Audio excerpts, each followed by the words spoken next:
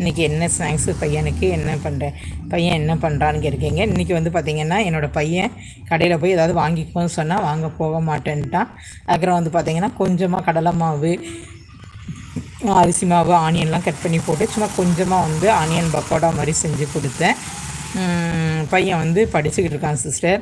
இன்றைக்கி வந்து evening snacks அதுதான்.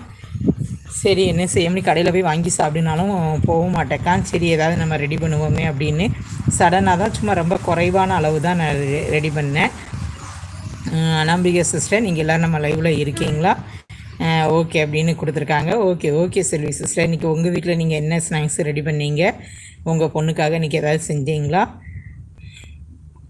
குழந்தைகளுக்கு எல்லாருக்குமே வந்து பார்த்திங்கன்னா இப்போ குவார்ட்டர்லி எக்ஸாம் ஆரம்பிக்க போகுது. எல்லோரும் அதுக்குள்ளே வேலைகளை பார்ப்பாங்க.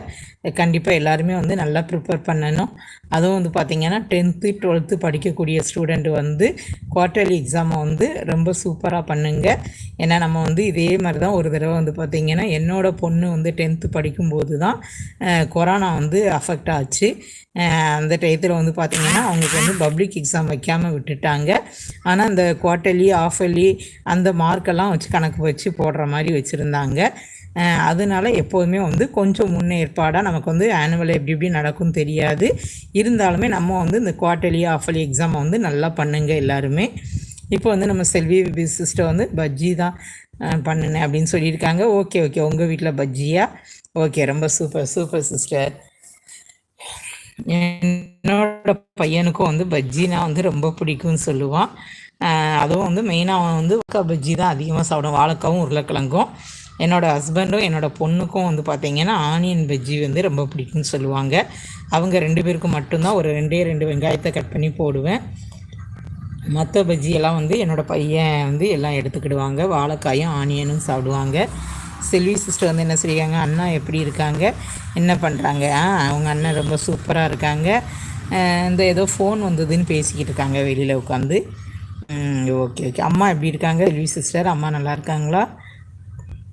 நைட்டு டின்னர்லாம் நீங்கள் ரெடி பண்ணியாச்சா? இனிமேல் தான் பண்ணணுமா? ஓகே சரி, அதனால் நைட்டு வந்து சிம்பிளாக நீங்கள் தோசை தான் ரெடி பண்ணணும். அதனால் சரி சும்மா இன்னும் கொஞ்சம் பாத்திரம் கழுவுற வேலையெல்லாம் இருக்குது. இருந்தாலுமே நம்ம அந்த டயத்துக்கு எப்போ மாதிரி போடுற மாதிரி லைவுக்கு வருவோமே அப்படின்ட்டு தான் வந்தேன்.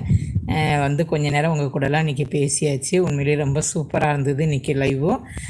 கேரளாவை பற்றின நிறைய விஷயங்கள் வந்து உங்கள் கூட நான் இன்றைக்கி ஷேர் பண்ணியிருக்கேன். கண்டிப்பாக ஏன்னா இது வந்து மட்டும் எல்லாருமே ஞாபகம் வச்சுக்கோங்க.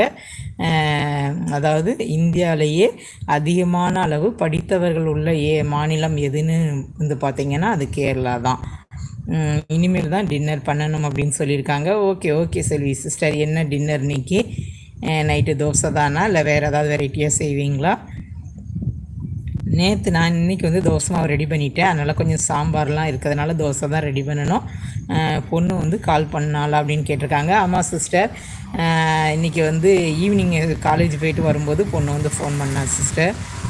ஓகே என்னோடய ஃபோன் தான் கொஞ்சம் வந்து டவர் இல்லாமல் மக்கர் பண்ணுது. இருந்தாலுமே வந்து டைம் இருக்கும்போது ஏதோ ஒரு கேப்பில் கொஞ்சம் நேரம் பேசிக்கிடுவேன். தோசை தான் அப்படின்னு சொல்லியிருக்காங்க. ஓகே நம்ம சவுத் இந்தியாவில் ஒரு முக்கியமான ஒரு டிஷ்ஷுனால் நைட்டுக்கு வந்து தோசை தான். மார்னிங் வந்து பெரும்பாலும் மோஸ்ட்லி வந்து இட்லி தான் எல்லார் வீடுகள்லையுமே இருக்கும். ரேராக தான் வந்து சப்பாத்தி பூரி அப்படிங்கிறது பெரும்பாலும் இந்த சாட்டர்டே சண்டே தான் வச்சுருப்பாங்க. நம்மளோட ட்ரெடிஷ்னலான ஒரு ரெசிபினே நம்ம சொல்லலாம். மார்னிங் இட்லி, நைட்டுக்கு தோசை அப்படிங்கிறது. ஓகே சிஸ்டர், ஓகே சொல்லியிருக்காங்க. ஓகே சிஸ்டர், ஓகே நீங்களும் வந்து உங்களோட டின்னர்லாம் ரெடி பண்ணுங்க. நான் நேற்று வந்து அவல் உப்புமா ரெடி பண்ணியிருந்தேன். உண்மையிலே ரொம்ப சூப்பராக இருந்தது.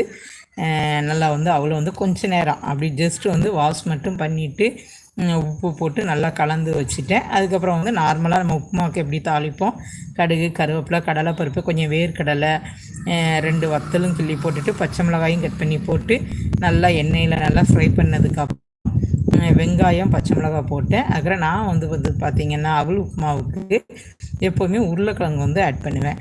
உருளைக்கிழங்கு நல்லா நீளமாக கட் பண்ணி போட்டு அதையும் வந்து நல்லா வதக்கிட்டு கொஞ்சமாக ஒரு 2-3 டீஸ்பூன் அளவுக்கு தண்ணியை விட்டு உருளைக்கிழங்கு நல்லா வேக வச்சுக்கிடுவேன். வேக வச்சதுக்கப்புறம் எல்லாம் வெந்ததுக்கப்புறம் இந்த அவல் வந்து நம்ம உப்பு போட்டு ஊற வச்சுருக்கோம் பார்த்திங்களா, அதையும் தூக்கி தட்டி நல்லா மிக்ஸ் பண்ணி விடுவேன். மிக்ஸ் பண்ணி விட்டதுக்கப்புறம் கொஞ்சமாக அதில் வந்து தேங்காய் பூ ஆட் பண்ணிவிட்டு கொஞ்சம் தேங்காய் எண்ணெயும்